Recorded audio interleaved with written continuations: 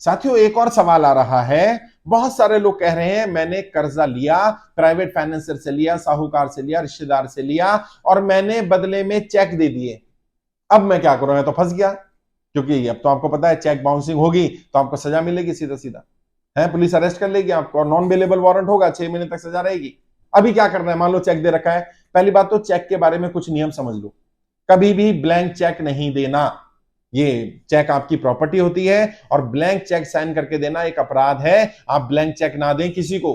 अगर चेक देना भी पड़ जाए तो कम से कम जो अमाउंट है वो अमाउंट भर करके दें और डेट डाल करके दें चेक पर, क्योंकि उस डेट से पहले वो चेक वैलिड नहीं होगा। उस डेट से पहले नहीं डाला जा सकता। डेट और अमाउंट दोनों होना जरूरी है, ब्लैंक चेक ना दिया जाए। और अगर ब्लैंक चेक किसी पर्पज से दिया जा रहा है, सिग्नेचर वेरिफिकेशन के लिए दिया जा रहा है या किसी और काम से, तो कैंसिल चेक दिया जाए। उस पर लाइन डाल करके उसको कैंसिल लिखा जाए या पर्पस लिखा जाए, only for guarantee purpose, only for account detail purpose, only for NEFT detail purpose. Purpose लिख देंगे तो आपके ब्लैंक चेक का मिसयूज नहीं होगा। अब होता क्या, आपने 2 लाख रुपए लिया, ब्लैंक चेक दे दिए 2। अब वो क्या करेगा? वो 2-2 लाख रुपए भर देगा दोनों चेक में और 4 लाख हो गए आपके, और चेक बाउंसिंग होगा। अगर आप सेटलमेंट भी करना चाहोगे तो कोर्ट ये मानकर चलेगा कि आपने 4 लाख रुपए दिए। अच्छा, बदले में जब आप ब्याज दे रहे होते हैं तो ज्यादातर लोग पैसा तो लिया व्हाइट ब्लैक में, कैश में लिया और कैश में दे रहे हैं, और दे दिया बदले में चेक, यानी अपने हाथ काट रखिए।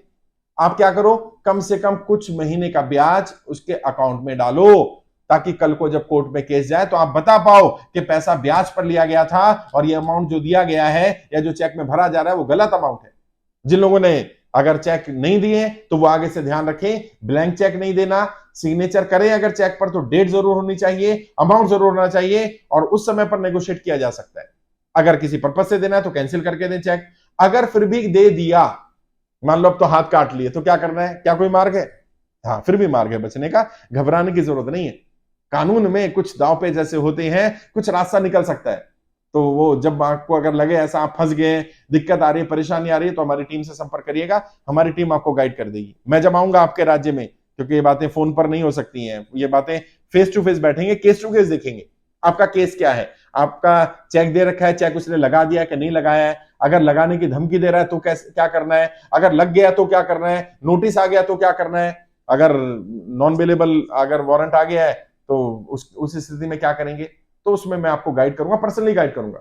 बहुत सारे रास्ते हैं जिनसे निकला जा सकता है, जिसमें नेगोशिएशन का भी रास्ता रहता है, आउट ऑफ कोर्ट सेटलमेंट का भी रास्ता रहता है, चेक ना लगाया हो तो चेक को रुकवाने का भी रास्ता रहता है, वो भी विकल्प मौजूद होते हैं। लेकिन पहले अपनी तरफ से कोई ऐसी गलती ना करें, क्योंकि ज्यादातर लोग जो मेरे पास आ रहे हैं ना, वो कब आ रहे हैं? जब वो पूरी तरह दलदल में धंस गए, परेशानी पूरी, वो कहते हैं ना गले तक अंदर धंसे हुए रेत में, अब कह रहे हैं सर जी मैं तो फंस गया। भैया इतने फंसने की जरूरत नहीं, पहले ही बात कर लो। आपको कर्जे की दलदल से बाहर निकालूंगा, ये मेरा वादा है। लेकिन कर्जे की दलदल में जब आप धंसने शुरू हो तभी इनिशिएटिव ले लो।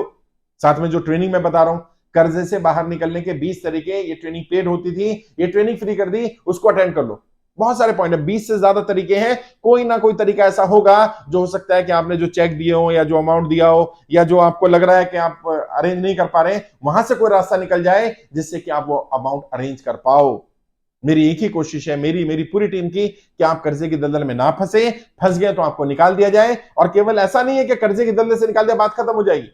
कर्जे की दलदल से निकालने के बाद आपको मजबूत सतह पर दौड़ाना भी है, आपको बिजनेस के लिए, काम धंधा करने के लिए अपॉर्चुनिटी भी देनी है, संसाधन भी मुहैया कराने हैं, ताकि आप दोबारा कर्जे की दलदल में ना फंसे।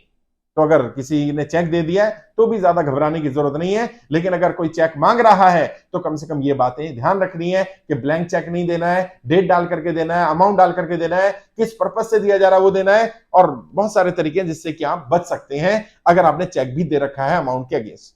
तो घबराना नहीं है, परेशान नहीं होना है, बात करिए, मुलाकात करिए। अलग अलग राज्यों में मेरी टीम बात कर रही है, मैं भी अलग अलग राज्यों में आ रहा हूं, आपसे मिलूंगा, बातचीत करेंगे और आपकी समस्या सुन करके जो प्रोबेबल सॉल्यूशन होगा वो सॉल्यूशन देने का काम किया जाएगा।